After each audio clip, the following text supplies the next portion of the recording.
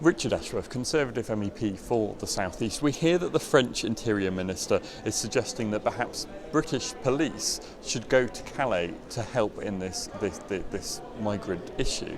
What do you make of that as an idea? I wouldn't support that as an idea, but I would say that I welcome the fact that people are beginning to think about long-term joined-up solutions. Actually, British police on French soil would be as welcome as French police on British soil. That's not going to help. But joined-up activity by police forces, for example, tracking down, prosecuting criminal people trafficking gangs would be a big step forwards. Persuading the border agency, Frontex, to do a more effective job, persuading the member state governments that, look, this is a long-term problem, we want long-term solutions. There isn't a quick fix to be made here.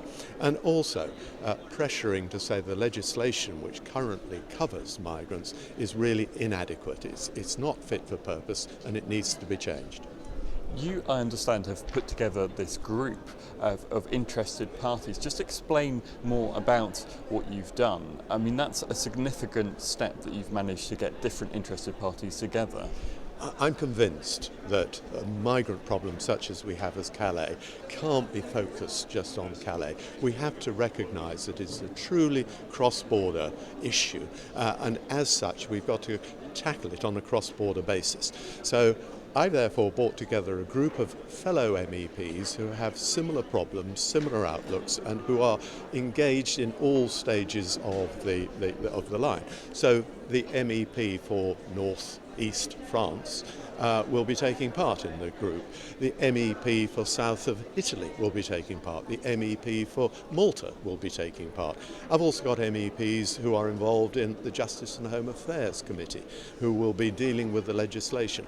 I'm getting all those people together to talk about the long-term solutions to a long-term problem, and talking about the ways that we can persuade member state governments to recognise they all have an interest in this. You can't just dump it on the mayor of Calais or on Dover. It's a bigger problem than that.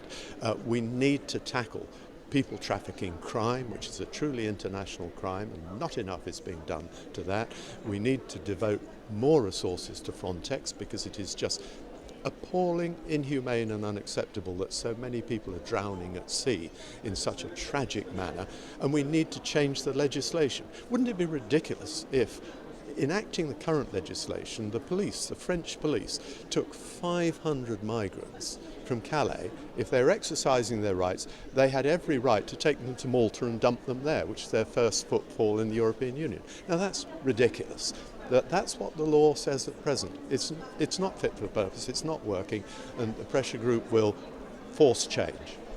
There's a lot that you're then planning on doing with this group. There's a lot of issues you want to raise, but isn't the fact that you've also got an issue with your own government, your own Conservative-led coalition government, given that they recently have decided not to fund extra checks on the seas around the Mediterranean, that's a backward step in itself, isn't it? Well, we've got an issue with 28 governments.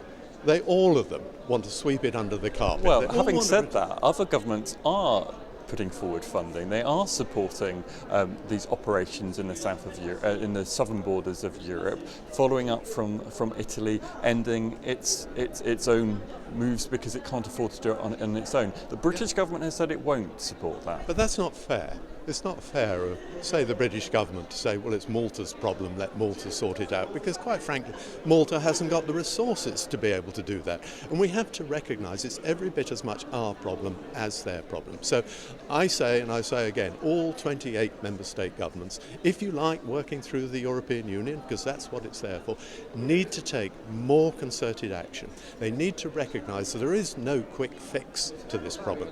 All the while, you have wealthy countries on the northwest of Europe, and not so far away you have conflict-torn countries like Ethiopia, Eritrea, Sudan, Syria. You will have people who quite understandably want to come to an area where they can live in peace and security.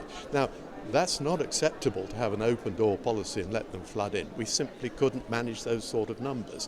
But if we're going to counter that, it's got to be much more joined up between all the institutions, all the governments and the European Union taking better action, more effective action.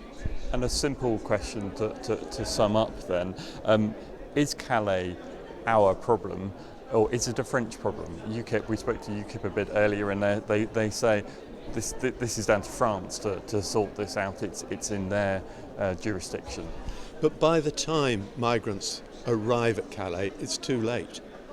Actually, there was a whole chain which led those people to Calais, and we're just looking at the end result.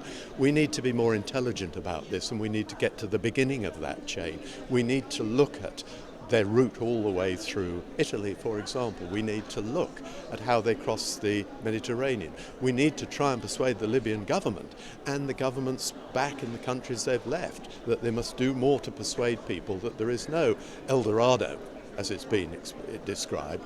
Britain is not a soft touch. There's no El Dorado for those people to come to. And so try to discourage this traffic from the beginning, and also get at the people traffickers, because it's international criminal gangs who are making this possible, and yet the police forces of the member states are doing very little. I've never seen any people trafficking gang or gang leader in a court in Europe yet. Why not? Because they're easy to pick up. Why hasn't that happened?